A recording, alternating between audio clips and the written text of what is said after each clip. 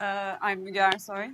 I work as an engineering manager in Spotify London for the last 1.5 years.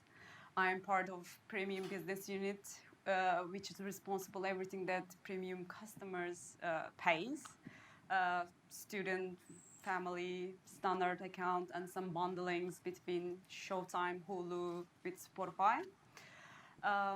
So currently I'm working on a standalone app for Android and iOS. We are targeting to launch it end of year. It's a top secret project, so I can't really tell you, but it's a music app for different audience. So yeah, that's me. So I know that you also worked for CISCO and IBM. So could you tell us a little bit what were your roles in those companies? Well, in Cisco, I was writing embedded C in set-top box, like Sky set-top box that we watch TV. I was writing small programs for streaming and TV shows and stuff like that.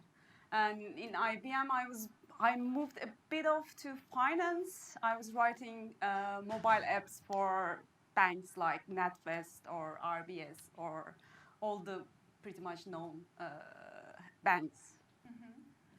And did you actually start your career as a mobile coder? Not really. When I was graduating,